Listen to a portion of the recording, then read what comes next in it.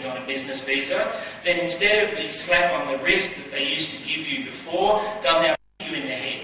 I hate to use such a violent analogy, but the reality is that the penalties for non-compliance are going to be significantly increased, and the company, not just the individual, are going to be held responsible for that. In Belgium, there was a huge increase in the number of auditors. The Belgian government announced the recruitment, it was a couple of years ago, the recruitment of an additional 1,000 people that would be do site inspections. And they do this through the social insurance inspectors. So a massive increase in inspections. With that sort of number, we all know Belgium is about the size of this conference room, and so they managed to get around to most of the companies.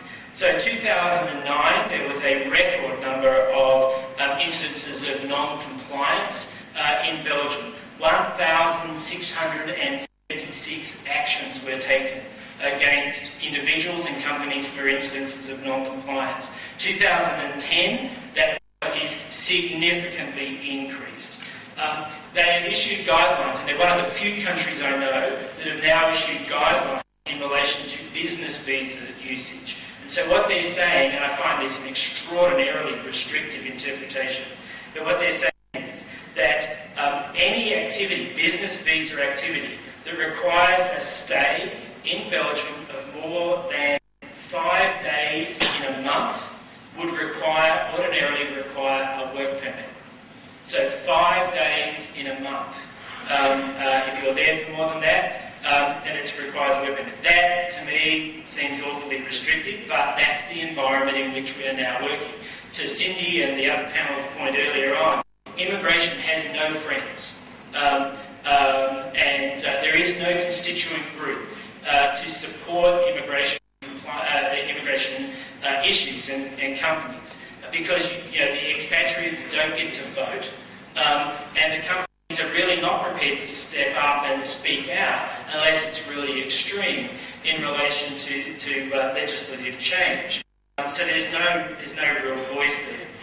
Some further examples: in Ireland, an increase in the labour market testing requirements. It's now compulsory that there be labour market testing requirements. The period of the advertisement needs to be extended, and they now completely assess the reality of that advertisement. So it's no longer just throwing in an ad and saying, you must have these certain skills. First name must be Anil. You now must show that it's a genuine ad and the extent to which you've actually truly tested the labour market. Let me talk a little bit about penalties and how this fits. So in Germany, as an example, incidences of non-compliance for the individual, and these are civil offences, for the individual, the penalty is a fine of up to 5,000 euros for the offence. So this is if you're working on a business visa, as an example. Up to 5,000 euros, plus deportation, which is unpleasant, plus a ban on re-entering the Schengen region. That's the whole of the Schengen region, and I'll talk a little bit about that in a second. And then for the company, there is a fine of up to 500,000 euros for the same offence. Plus, so that's €500,000. That's a lot of money. Plus, more importantly, depending on whether you're the financial controller or not, the fact that your company will then come under scrutiny for future applications. So future denials of applications would be on the card. So that's the issue. I talked a little bit about the Schengen region, and there's just one point I want to clarify, because again, it's a source of great confusion, and that is the rule about the Schengen region. It is actually quite simple, and that is, and Fiona should speak to this, she's far more expert than I, but within the Schengen region, it's 90 days within 180 days in the region, not in each of the countries that make up the region as the rule. So you have to understand that distinction. I come across this all the time.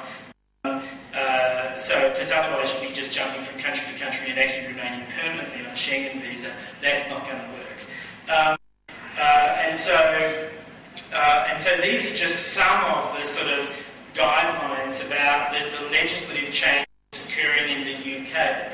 But we talked about the other issue, that was the illustration. The other issue is more restrictive interpretation of existing laws. Much more difficult for an advisor like myself to advise on, because this is where there are guidance notes that are being issued to immigration officers around the world, in regions, to take a stricter interpretation of the law. You often don't know about this until it's too late, until you're already having people turned around at the airport or inspections taking place, and you suddenly discover what was permissible in the past is no longer permissible going forward. And so you have this issue. An example of this, combined with the new legislation, would be the minimum salary level in the United Kingdom. A lot of companies skate right on the minimum salary level, right on. So what that means is that if it's £32,000 as the minimum salary level, they will pay the equivalent of £32,000 to the penny.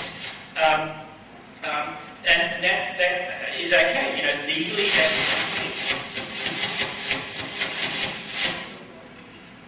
that's legally. That's right. Just yell. Thanks.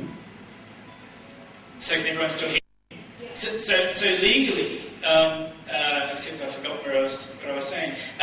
Legally, you're right on the minimum salary level. So that's perfectly acceptable.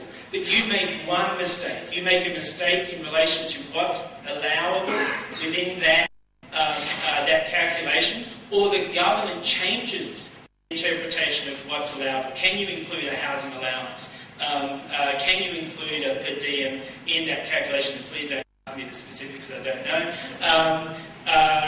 It all comes down to it. Now, an example of this, and the rigidity, I talked about the rigidity earlier. An example of this is a company that has a large number of people going into the UK who had, over the course of 10 months, had a calculation error.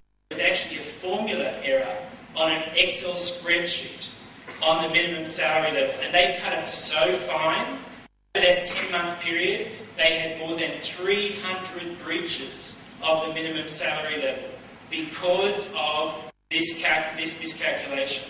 So you think, okay, we'll just explain it to the British government and it'll be fine.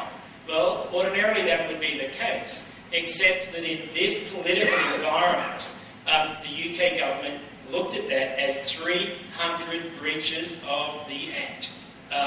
And we're working on the penalties as a result of that, which would have been significant money.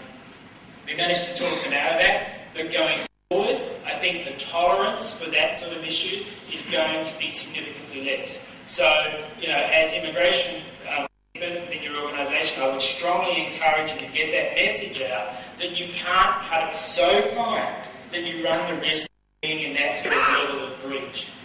And then I've talked already about increased enforcement activity, site visits and audits, so I don't need to go through that. And I really want to leave time for the panel and for questions. So I'm going to skip through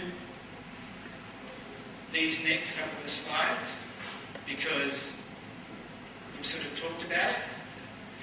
And I'm going to get to some of the practical issues. I talked about business visas, and as I said, I used to be a diplomat and work in the immigration department in Australia. I was actually the first secretary, the head of immigration here in the Australian High Commission in New Delhi for 2 years. And so look at what were people doing in relation to business visas, or what was the intention.